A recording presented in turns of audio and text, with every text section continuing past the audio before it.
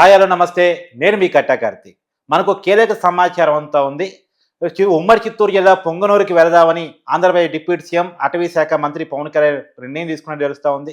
ఇప్పటికే పొంగనూరులో మంగళంపేట గ్రామంలో అప్పటి అటవీ శాఖ మంత్రిగా ఉన్నటువంటి ఈనాటి వైసీపీ ఎమ్మెల్యే చిత్తూరు జిల్లా పెద్ద ఆయన అంటారు పెద్దిరెడ్డి రామచంద్రారెడ్డి పెద్ద ఎత్తున అటవీ శాఖ భూములను ఆక్రమించేసుకుని పెద్ద విలాసమైనటువంటి భవనాలను కట్టుకున్నాడనేటువంటి విషయం ఇప్పటికే బయటకు వచ్చింది. దీని మీద సీఎం చంద్రబాబు గారు రివ్యూ చేశారు. ఇప్పటికే విచారణకు ఆదేశించారు. అయితే ఎక్కడ ఎలాంటి ఘోరం జరిగినా నేరం జరిగినా అది తన పరిధిలో ఉంటే తన శాఖ పరిధిలో ఉంటే స్వయంగా వెళ్ళి పరిశీలించడం పవన్ కళ్యాణ్ గారు పనిగా పెట్టుకున్నారు.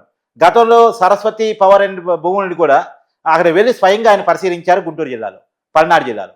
అలానే ఉమ్మడి కడప జిల్లాలో ఒక ప్రభుత్వ అధికారి మీద ఎండిఓ అధికారి మీద దాడి జరిగినప్పుడు స్వయంగా వెళ్ళి ఆయన పరిహరించి వచ్చారు. ఇప్పుడు కూడా పొంగనూరులో ఏదైతే ప్రభుత్వ భూమిని ఆక్రమించుకొని పెద్దిరెడ్డి రామచంద్రారెడ్డి గారు విలాసవంతమైన భవనాన్ని కట్టుకున్నారు, అక్కడికి స్వయంగా పవన్ కళ్యాణ్ గారు వెళ్ళి పరిశీలించాలి అనుకుంటున్నట్టు మనకు వస్తున్న సమాచారం. అయితే ఇక్కడ ఒక పెద్ద డౌట్ ఏంటంటే పెద్దిరెడ్డి రామచంద్రారెడ్డి గారు మిగతా వాళ్ళలాగా కాదు. ఆయన ప్రతిపక్ష నాయకుడిగా ఉన్నప్పుడు చంద్రబాబు గారి మీద అంగల్లో రాళ్ళేపించినటువంటి వ్యక్తి. ఆ ఏరియాలో ప్రశ్నిస్తున్నటువంటి తనకు వ్యతిరేకంగా ఉన్నటువంటి రామచంద్ర యాదవ్ మీద అనేక సార్లు దాడి చేసినటువంటి వ్యక్తి.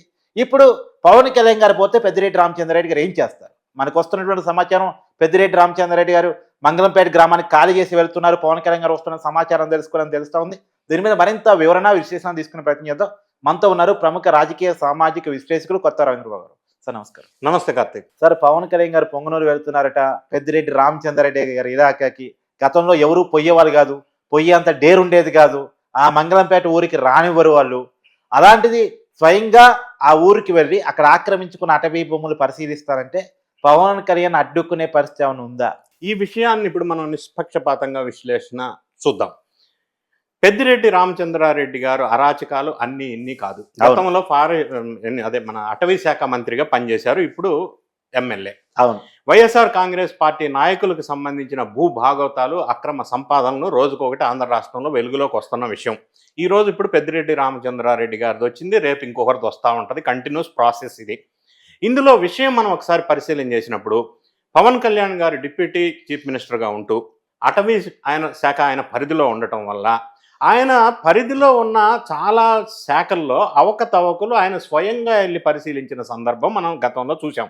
మిగతా ఏ మినిస్టర్ అయినా కూడా ఆఫీసులో కూర్చొని ఆర్డర్స్ ఇవ్వచ్చు, అధికారులు వెళ్ళి అదేదైతే ఉందో నిజాలు నిగ్గు తేల్చి రిపోర్ట్ ఇచ్చి తగిన చర్యలు తీసుకునే అవకాశం గతంలో ఉండింది. పవన్ కళ్యాణ్ దానికి భిన్నంగా ఒక ఇన్నోవేటివ్గా ఎక్కడైతే అక్రమాలు జరుగుతున్నాయి అని ఇన్ఫర్మేషన్ వచ్చిందో స్వయంగా ఆయన ఇన్వాల్వ్ అయ్యి పరిస్థితిని సమీక్షించి తగిన ఆర్డర్స్ ఇవ్వటం జరుగుతూ ఉంది అధికారులకి. అది పీడిఎస్ రైస్ కావచ్చు, సరస్వతి సిమెంట్లో 25 ఎకరాల భూమిని, ప్రభుత్వ భూమిని, అసైన్డ్ భూమిని వైఎస్ జగన్ రెడ్డి గారు ఆ సరస్వతి పవర్ పేరుతో తీసుకున్న సందర్భంగానే, దాన్ని ఇన్వెస్టిగేషన్ చేసి మళ్ళీ గవర్నమెంట్ వాపస్ తీసుకున్న సందర్భంగానే ఈరోజు పెద్దిరెడ్డి రామచంద్రారెడ్డి గారు 75 ఎకరాలు, అసలు యాక్చువల్గా 25 ఎకరాలు ఇనీషియల్గా ఉండే, అది 75 ఎకరాల వరకు గవర్నమెంట్కి సంబంధించిన ఫారెస్ట్ ల్యాండ్ని కబ్జా పెట్టి ఒక పెద్ద విలాసవంతమైన గెస్ట్ హౌస్, ఫామ్ హౌస్ కట్టుకోవటం, అందులో 300 జంతువులకి, ఆవులు గేదెలకు సంబంధించి షెడ్లు వేయటం, ఆ రోడ్డును కూడా 6.5 కిలోమీటర్లు గవర్నమెంట్ ఫండ్స్తో వేయించడం, ఈ అవకతవకలు బయటకు వచ్చినాయి. దీన్ని పరిశీలించడానికి పవన్ కళ్యాణ్ గారు సంసిద్ధమై ఆయన స్టైల్లో యథావిధిగా పరిశీలనకి ఆ సంఘటనా ప్రాంతానికి బయలుదేరిన సందర్భం ఇన్ఫర్మేషన్ వచ్చింది. మీరు అడిగారు, వస్తే మరి ఇంత అరాచకాలు చేస్తున్న పెద్దిరెడ్డి రామచంద్రారెడ్డి గారు ఆయన పర్యటన అడ్డుకుంటారా అని.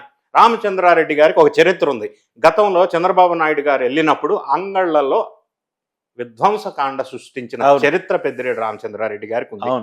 రెండోది, అక్కడ మదనపల్లి, అంటే ఆ రోజు అధికారం ఆయన చేతుల్లో ఉంది, ఇప్పుడు లేదు కదా అని. లేకపోయినా అరాచకం, అక్రమాల మైండ్ సెట్ అంతే ఉంటుంది.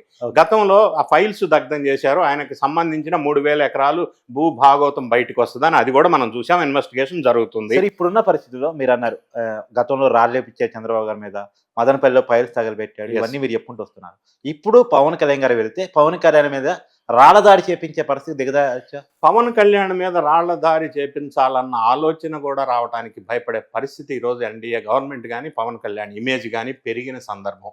కాబట్టి అటువంటి ఆలోచన చెయ్యరు ఒకటి. రెండోది, ఈ విషయం తెలుసుకొని ఆయన పరిసర ప్రాంతాల్లో లేకుండా కనుమరుగయ్యే అవకాశం ఉంది అని చెప్పి మనకు ఇప్పుడు ఆ వార్త కూడా వస్తుంది. మంగళంపేట ఖాళీ చేసి వెళ్ళిపోయిన వార్త వస్తూ ఉంది. ఇంకొక విషయం మనం ప్రస్తావన తీసుకున్నట్టయితే మీరు రామచంద్ర యాదవ్ గురించి ప్రస్తావించారు. ఆ ఏరియాకి సంబంధించిన రామచంద్ర యాదవ్ అనే వ్యక్తి కోర్టులో ఒక కేసు వేశారు. అది ఈయన రామచంద్రారెడ్డి ఎమ్మెల్యేగా ఎవరైతే ఉన్నారో ఆయన ఎన్నిక చెల్లదు అని. అది విషయం ఏంటంటే రామచంద్రారెడ్డి గారు, పెద్దిరెడ్డి రామచంద్రారెడ్డి గారు ఎలక్షన్ అఫిడవిట్లో సబ్మిట్ చేసిన డేటా లిస్టులో 143 ఏరియాస్కి సంబంధించిన అసెట్స్ డిక్లేర్ చేయలేదు. అంటే ఇప్పుడు సపోజ్ ఫర్ ఎగ్జాంపుల్ జూబ్లీ హిల్స్లో ఒక అసెట్, బంజారా హిల్స్లో ఒక అసెట్, అమీర్పేటలో ఒక అసెట్, ఇట్లా చెప్పుకుంటూ పోతే ఎగ్జాంపుల్ చెప్తున్నా.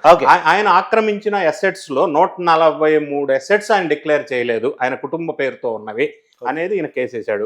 ఆ కేసు కనుక విన్ అయ్యి అన్ని చెప్పలేని పరిస్థితి సార్, మరి అన్ని ఎన్నని చెప్తారు? అవన్నీ చెప్పాలంటే ఎలక్షన్ అఫిడవిట్ సరిపోదు, దానికి 1000 పేజీలు కావాలని మీరు అంటారు. కానీ అంత లిమిట్ లేకుండా పోయినప్పుడు పాపం ఆయన మాత్రం ఎన్నని ఎంటర్ చేస్తారు, ఎన్నని గుర్తుంటాయి, ఎన్ని పేజీలు ఎంటర్ చేయాలి, ఇది బ్యాడ్ పని, ఎన్నని గుర్తుంచుకుంటాడు పాపం, ఎన్ని పేజీలని ఎన్నని గుర్తుంటారు. సో ఇది గనక కేసు గనక ఇన్వెస్టిగేషన్ చేసి ఆయన అఫిడవిట్ తప్పు అని తేలితే, ఈయన డిస్క్వాలిఫై చేస్తే, ఈయనకి పోటీగా నిలబడిన తెలుగుదేశంకి సంబంధించిన ఆయన పేరు కూడా రామచంద్రారెడ్డి, బాలు అంటారు, ఆయన్ని మళ్ళీ ఎమ్మెల్యేగా ఈయన డిస్క్వాలిఫై చేస్తే ఆయన ఎమ్మెల్యే అయ్యే అవకాశం కూడా ఒక సంఘటన అది ఉంది.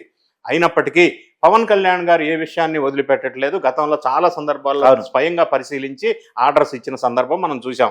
ఈ రోజు కూడా ఆయన పరిస్థితిని అక్కడికి వెళ్ళి సమీక్షించి అటవీ ప్రాంతాన్ని ఆక్రమించుకున్నారనేది వాస్తవం ఇప్పటివరకు వచ్చిన సమాచారం ప్రకారం. అది క్లియర్గా మనకు తెలుస్తూ ఉంది. ఒకటి. రెండోది, ఆ ఫారెస్ట్ ఏరియాలో ఫెన్సింగ్ కట్టడం అనేదే ఒక చట్టానికి వ్యతిరేకం. ఎందుకంటే ఆ జంతువులకి పరిరక్షణ కోసం అటువంటి యాక్టివిటీ చేయకూడదు. ఇన్ని చట్టాలను అతిక్రమించినప్పుడు పవన్ కళ్యాణ్ గారు వెళ్ళి చూసినప్పుడు ఆయన అడ్డుకునే ప్రయత్నం అంత ధైర్యం అయితే చేయకపోవచ్చు, కానీ ఆ ఏరియాలో నుంచి వెళ్ళిపోతాడు. పవన్ కళ్యాణ్ పరిస్థితిని సమీక్షిస్తారు, ఇన్వెస్టిగేషన్ జరుగుతుంది.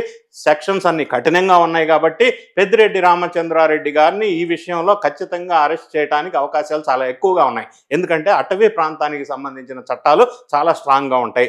అటవీకి ప్రాంతానికి సంబంధించిన ల్యాండ్స్ ఏమాత్రం గవర్నమెంట్ తీసుకోవాలన్నా కూడా చాలా కష్టమైన ప్రొసీజర్ ఉంటుంది.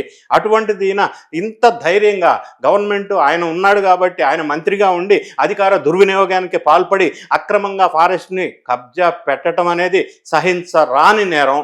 కాబట్టి ఆయన అరెస్ట్ తప్పదు. దీన్ని ఇన్వెస్టిగేషన్ వెలుగులోకి రావడానికి అవకాశం ఉంది. ఆల్రెడీ ఒక కమిటీని ఫామ్ చేశారు చిత్తూరు డిస్టిక్ కలెక్టర్ నేతృత్వంలో. ఇవన్నీ వెలుగులోకి వచ్చిన తర్వాత భాగవతాలన్నీ కూడా ఆయన జైలు బాట. గతంలో మదనపల్లి పైరసీ ఇంతవరకు బయటికి రాలేదు, ఇప్పుడు కానీ ఇదైనా బయటకు వస్తా. చాలా మంది శ్రేణులకి ఇప్పటికీ అసంతృప్తి ఏంటంటే, పెద్దిరెడ్డి రామచంద్రారెడ్డి గారు గతంలో మదనపల్లి కలెక్టర్ ఆఫీసులో ఉన్న పర్టికులర్గా ఆ సెక్షన్లో ఈయనకి సంబంధించిన ఫైల్స్ ఎక్కడైతే ఉన్నాయో ఆ పర్టికులర్ సెక్షన్ మాత్రమే తగలబెట్టారు. అది యాక్సిడెంటల్ ఫైర్ కాదు, తగలబెట్టిందని ప్రాథమిక సమాచారం వచ్చింది. అప్పట్లో హుటాహుటిన హెలికాప్టర్లో మెయిన్ వాళ్ళంతా వెళ్ళి పరిస్థితిని సమీక్షించారు. ప్రిలిమినరీగా ఒక విషయం అర్థమైంది. ఇన్వెస్టిగేషన్ రిపోర్ట్ వచ్చిన తర్వాత దాని మీద కఠినమైన చర్యలు ఉంటాయి, ఇంతవరకు రాలేదు, ప్రజలు కూడా ఎదురు చూస్తున్న సందర్భం. అది బయటికి రాకముందే మళ్ళీ ఇంకొక భూభాగవతం కూడా ఆయన మీద రావడం ఆయన దురదృష్టంగా మనం భావించవలసి వచ్చింది. ఈ పరిస్థితులు ఇంత అన్యాయంగా పాల్పడిన వ్యక్తి అరెస్ట్ అయితే ఖచ్చితంగా తప్పదు. మిగతా రాజకీయ నాయకులు వైఎస్ఆర్ కాంగ్రెస్ పార్టీ వాళ్ళు రోజుకొక జైలుకి ఎట్లా వెళ్తున్నారో ఈయన వంతు కూడా వచ్చిందని మనం భావించవలసి ఉంటుంది. Thank you. Thank you.